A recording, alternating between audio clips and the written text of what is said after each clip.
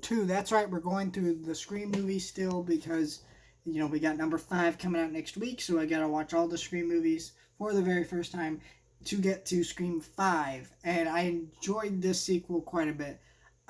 It's funny because everybody talks about the original Scream.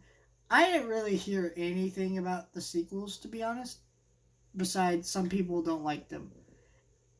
And I didn't really get any specifics on why people don't like them. I just didn't hear anything about them. So I watched this movie kind of more cautiously optimistic, but I really enjoyed it. First of all, I really enjoy how much more meta this movie is. We have a movie inside of a movie called Stab, and it's very clearly playing on the original Scream and doing scenes that we know from Scream, but in the Scream 2, which is really clever, really interesting, and just really funny.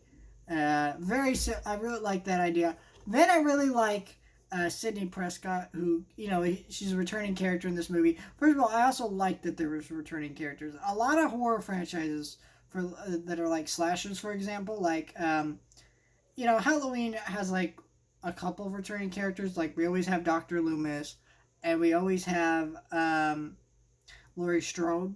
But for the most part, we don't really have returning characters besides those. And of course, Michael. Obviously, you obviously always have the same returning killer, or like Friday the 13th.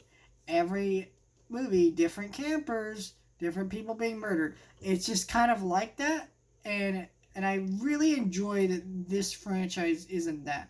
Like, we have characters that continue on from the last movie. They evolve, they grow, and they change. Because a lot of horror franchises, you sit there and watch the sequels, and you're like, shit, are you this stupid? You've been through this how many times? Like Laurie Strode in some of the Halloween movies. I'm like, come on now. What are you doing? You've been through this so many times. But, this Sidney Prescott in these movies actually evolves. She actually changes. And it's a really good writing decision that really works in the film's favor, I think. The actual mystery to who the killer is something that I didn't think that they could keep going into a second movie. I thought, oh, well, the suspension will just be over because we kind of have an idea because, we know how the original Scream plays out. But in this movie, they really keep it interesting and keep you guessing. It really, really works.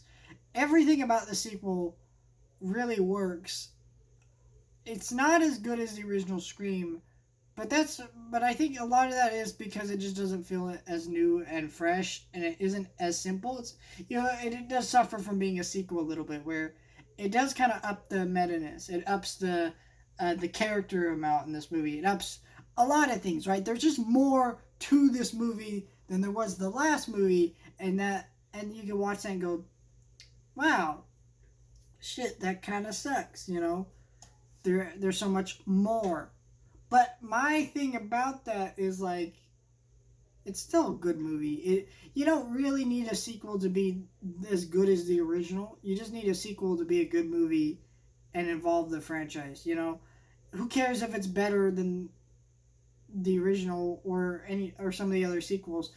What matters is it's a good movie. And I think this is a good movie that works really well at continuing the franchise in an interesting direction, and I really enjoyed this movie.